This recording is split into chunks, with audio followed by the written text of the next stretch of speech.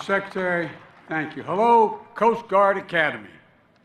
I tell you what, we're going to speak for about 4 hours to see if those white uniforms last longer to keep the heat away than these poor guys in their graduation gowns here.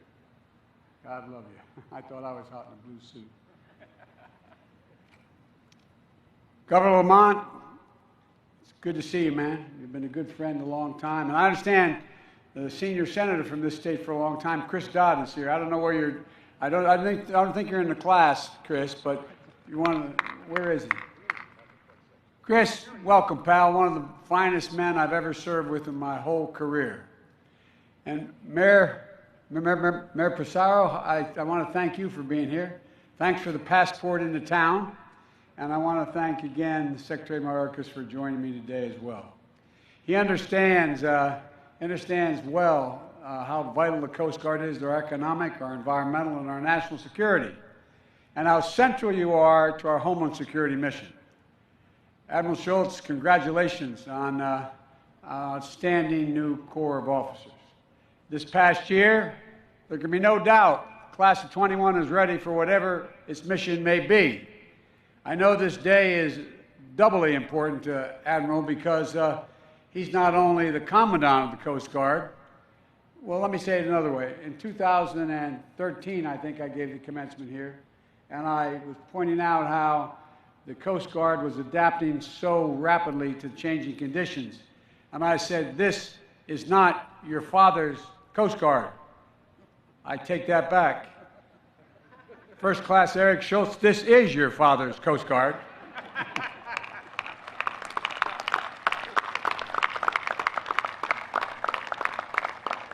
And I know it probably embarrasses me to point you out and say that, but I had a son in the United States military. He was very proud. He was a Major U.S. Army, won the Bronze Star, anyway.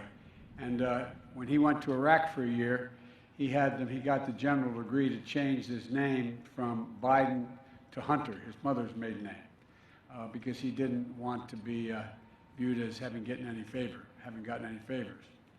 Admiral Kelly, I want to thank you and the entire staff of the Academy for your commitment in training the next generation of leaders. And I brought with me a former Academy grad who now serves as my Coast Guard Millet, Lieutenant Commander Jana. Now, I'm going to embarrass her. Jana McCrone of the class of 2007. As we were coming in Marine One, I thought she was going to light up like a candle. She's so excited to be back here. She's an outstanding reflection of this institution. And Admiral Kelly, I want to congratulate all of you on everything you've done this year to keep this school open and running and to be as safe as it possibly can and could be in the middle of a pandemic. You know, the instructors, the cadets, the cafeteria, the support staff, public works, the campus safety team, the science department, the medical staff, the morale, well-being, and recreation team, everyone went above and beyond the normal call of duty to try to make it work, and you did. And I hear that Mrs. Paula Springer's cookies for cadets were particularly a boost in morale. And what you all achieved together embodies the Coast Guard creed, always ready. Always ready. I want to thank you.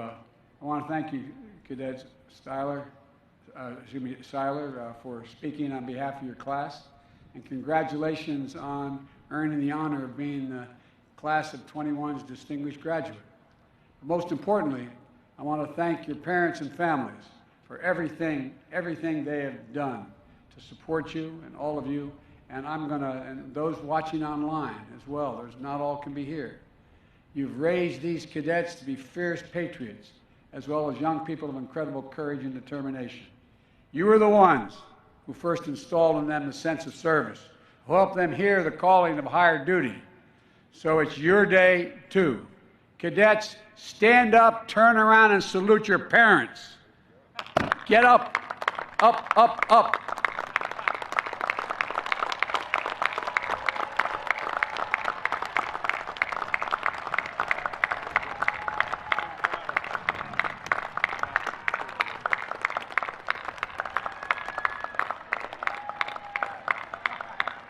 I tell you what, and all those parents watching on television, you raised a fine, fine, fine group of women and men. Cadets, you knew when you chose the academy you were choosing a more difficult path than some of your high school classmates. You were signing up for the honor of service and the additional responsibilities that go with it. But I hope today you take the time to reflect on how much all the hard work and extra effort you engaged in was worth. And I hope that you take immense pride in all that time at the academy and all the academy has given to you, because you've achieved something few others can claim. You survived our day and billet night. You made it through swab summer. You got a haircut that showed every damn bump in your head. You learned to square the corners and square your medals. Look, your meals, I should say. And you memorized, and this is the part I found would have been hard, memorized running lightning. I'm going to ask you all to stand up and repeat it. No, I'm only kidding. You earned your shoulder boards and your agulettes. You passed through 100th week and maybe spent a little too much time at the slice. You can clap. Come on, man, you're moving on. Show a little courage. And like all the students across the country, you had to figure out what it meant to finish your second-year class with virtual instruction. The pandemic upended so much of our lives, as was mentioned several times so far. Last year's graduating class didn't get to have this ceremony in person. But the Coasties fashion that you all have, you met the threat head on. You adapted, showed your resilience, and you led. The class of 21, you were the ones to test and improve the restricted movements protocols that allowed you to return to class on campus. And with careful precautions and regular testing, you were able to go back to your lives and training here in New London to conduct your first-year class in person. It certainly looked and felt different, I'm sure, but you found ways. You found ways to keep many of the Academy's traditions alive and maybe even formed a few new ones. You still were able to bring your cars on campus. You just weren't allowed to go anywhere in those cars. Oh, man, I tell you what, I'd have trouble watching my car sit there. But maybe dipping your ring in Crown Park or having your ring dance outside will be a new standard. The Super Bowl of intercompany sports may become an annual event. And by the way, congratulations to the Bravo Company, by the way, for your victory. You can clap, it's okay. Even if you lost, you got to clap. And though everything you found, through it all, you found ways to excel in the classroom and in athletics. You've got 9 All-Americans in your ranks today, including record setter in the track and field 5,000 meters.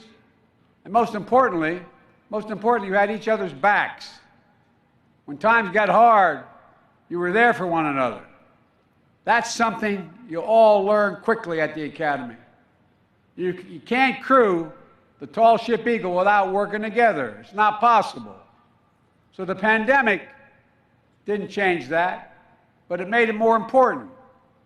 I know we wish more of your loved ones could be here today to celebrate with you in person, packed into the stands for your big day, especially because so many of you come from families of proud traditions of service. First class Rachel Pache is about to become the 3rd generation Academy grad. Meanwhile, first class Jacqueline Tidd bucked a long tradition in her family, joined the Coast Guard, came to the Coast Guard Academy over the Naval Academy, and unlike her mother, father, uncle, and grandfather. Well, Cadet Tidd, there's a seat on Air Force One if you have to get home.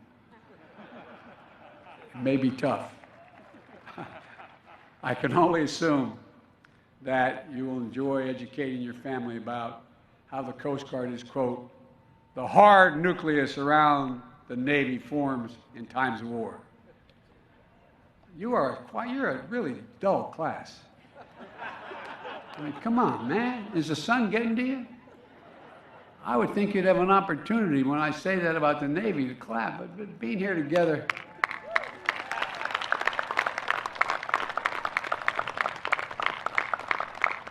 But all kidding aside, being here together is a victory in and of itself, an important marker in the progress we've made to turn the tide of this pandemic.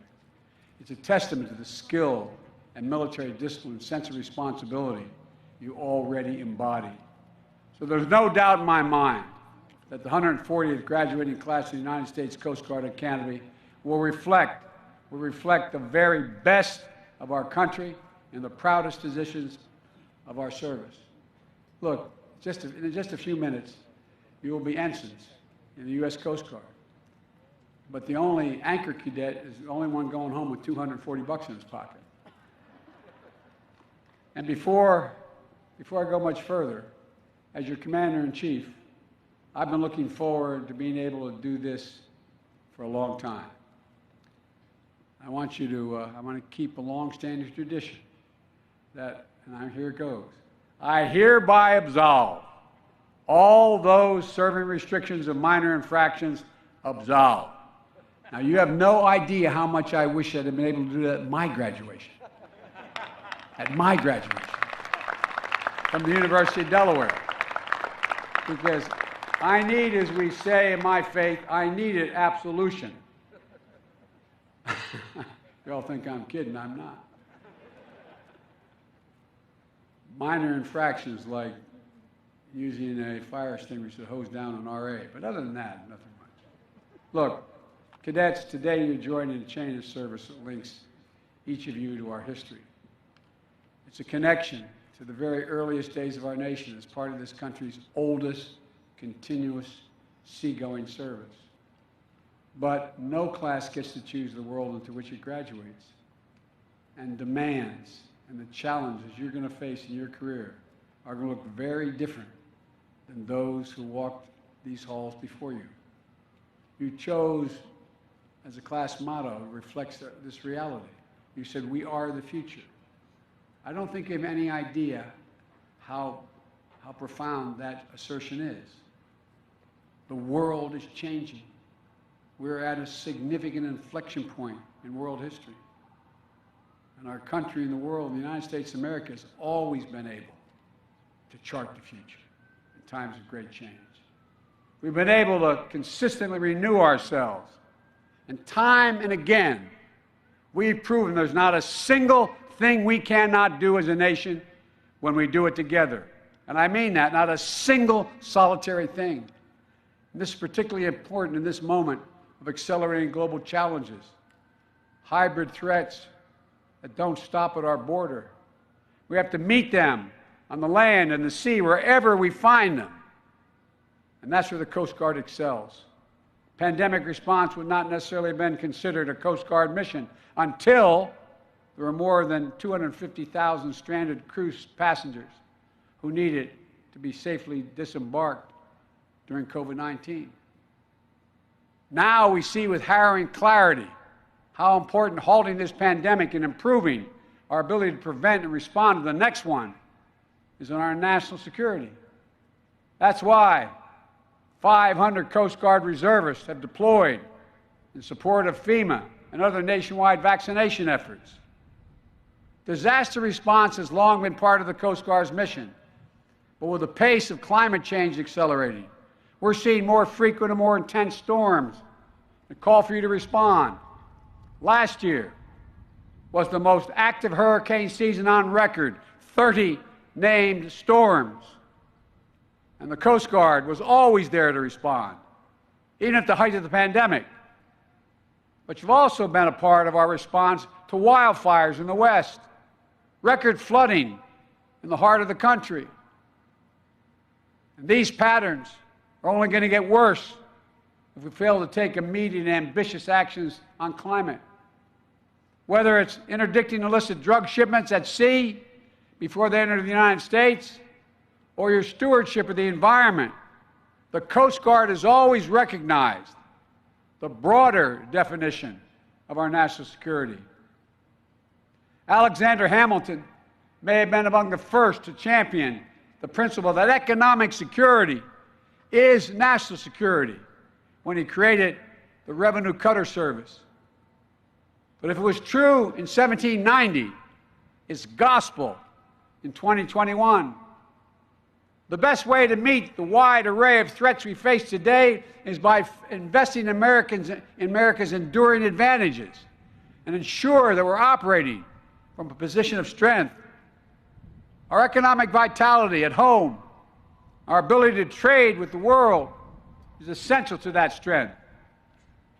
More than 1/4 of the U.S. GDP is transported through the waters to keep us safe,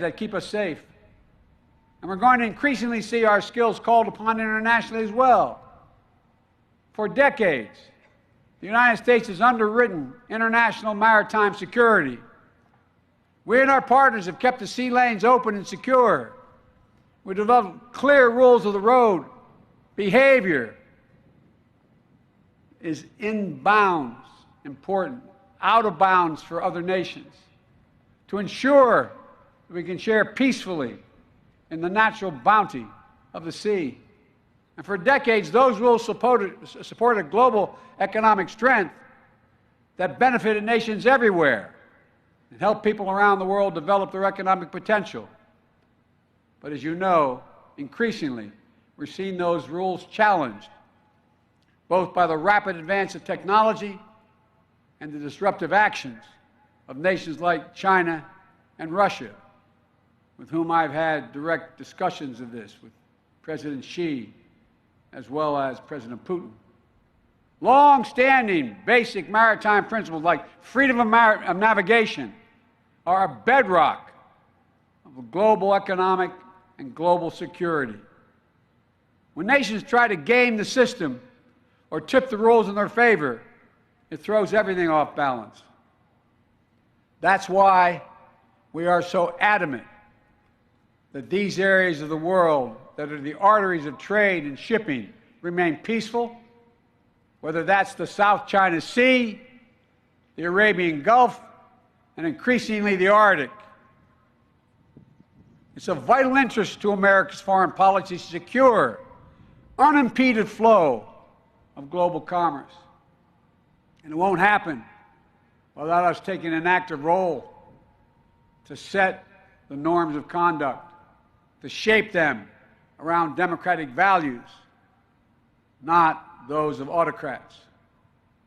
That's why we'll continue to support the United Nations Convention on the Law of the Seas, which outlines many of the key principles to ensure that our waters of our planet are not exploited by any one nation, but are preserved for the benefit of all. But they're being challenged now, all of it. So as we work together with our democratic partners around the world to both update the rules for this new age, to hold all of us accountable to living up to those rules, your mission will become even more global and even more important. You have an essential role in our efforts to ensure a free and open Indo-Pacific. Our new agreement for the Coast Guard to partner with Taiwan will help ensure that we're positioned to better respond to shared threats in the region and to conduct coordinated humanitarian and environmental missions. The U.S. Coast Guard partnership with nations throughout the region to take on issues like illegal, unreported, and unregulated fishing are essential to building the muscle of cooperation. When distant water fishing fleets travel thousands of miles to strip maritime resources without regard to catch regulations or internationally established economic zones, it hurts everyone. Which is why we sent the U.S. Coast Guard, Qatar, Berdoff, to partner with Ecuador last summer to disrupt and deter a Chinese distant water fleet operating near the Galapagos Islands. We're fielding requests from other nations all across the Indo-Pacific that are eager to partner with our Coast Guard because of your reputation of professionalism and your unrivaled skill. The Coast Guard will be an increasingly central element in our engagement in the Indo-Pacific to protect lives, to preserve the environment, to safeguard sovereignty throughout the region. In the Arabian Gulf, we're in the process of deploying 6 new fast response cutters to update Patrol Force Southwest Asia. The Coast Guard's expertise is helping our partners in the region to to enforce maritime law and perform search and seizure operations. I'm sure you all saw the pictures of the enormous load of illicit weapons confiscated in the Arabian Sea, all laid out across the rear deck of the USS Monterey. Coast Guard was critical to that seizure and to keeping those weapons out of conflict in the region.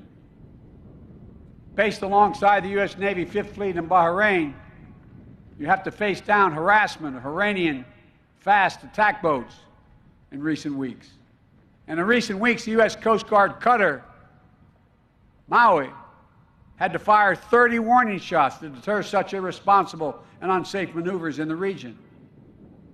The world is changing. We need you even more. And in the Arctic, the Coast Guard is a proud American presence in the region, rapidly growing in strategic importance as ice recedes and new sea lanes open.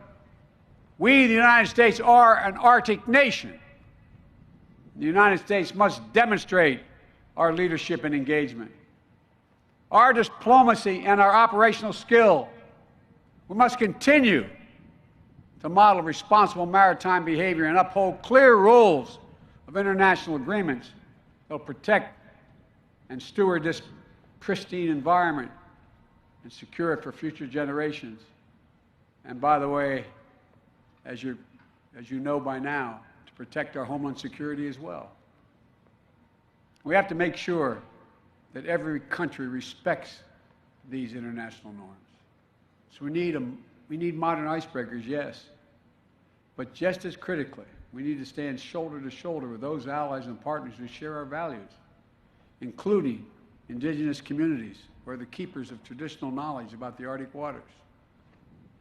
Class of 2021, it's time for you to go out and be the future, to make the future. You've learned your history and your science. You've predicted and practiced your disciplines on land and sea. You've shown that you are salty. This year, the Academy has graduated a class that is just over 1/3 women. And those, you got it.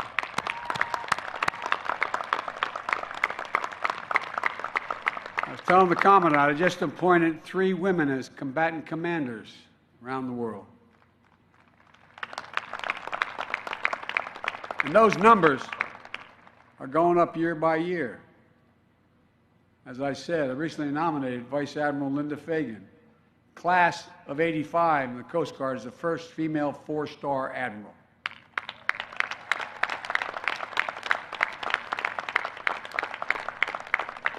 We need to see more women at the highest levels of command.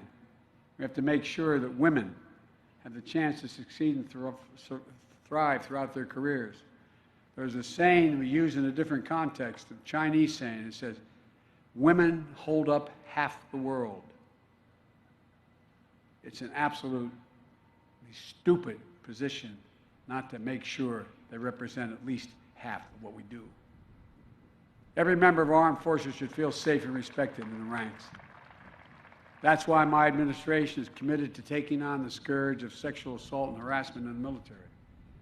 You're joining a service that not only serves as America's front line, it increasingly looks like America. This year's class is also just over 1/3 underrepresented minorities, including some of the highest number of African Americans, Asian Americans, and Pacific Islanders. Each of you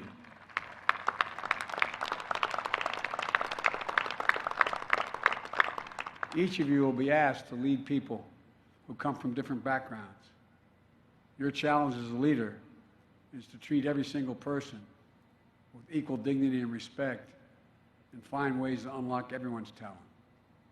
You know, you've already done some important work as a class, including with a class-wide equity walk and discussion groups in the wake of George Floyd's murder.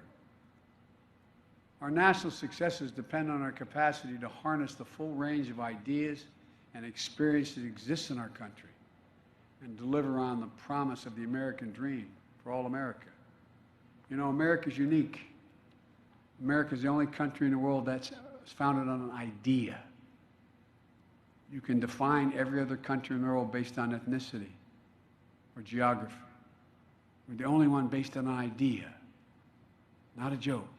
The idea was, we hold these truths to be self-evident, that all men and women are created equal, endowed by their Creator with certain inalienable rights, life, liberty, the pursuit of happiness. We hear it all the time, but it's who we are. We can't be different than attempting to continue to have that arc move toward justice. Or this generation of graduates, of new ensigns in the United States Coast Guard, who have volunteered to serve our country, I've never been more optimistic about our future. You understand in your bones that our diversity is one of the enduring advantages and inherent strengths to America. In your careers, you're going to face challenges you can't predict. You'll be asked to lead in ways and navigate new paths. But when the storms gather or the seas of life grow rough, remember the Coast Guard's marching song to sing on land and sea, through surf and storm, howling gale, high shall your purpose be. The class of 2021, you have it all. You really do. And we need you badly. And that's not hyperbole. The country needs you. Press always asks me why I'm so optimistic about America's chances in the world. And I've said from the time I decided to run, because of this generation, you're the most progressive, best educated, least prejudiced, most open generation in American history. We need you badly. You're ready. It's time to get underway. God protect you all as you set out on your journey, and may God protect all those who wear the uniform of the United States of America. God bless America. Thank you very much.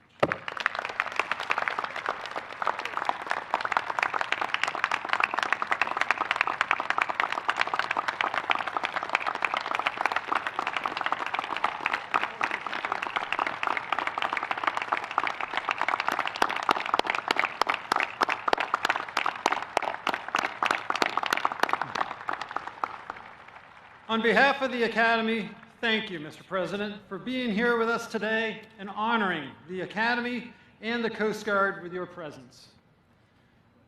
I would like to now present the United States Coast Guard Band, conducted by Commander Adam Williamson, who will perform a medley of service marches.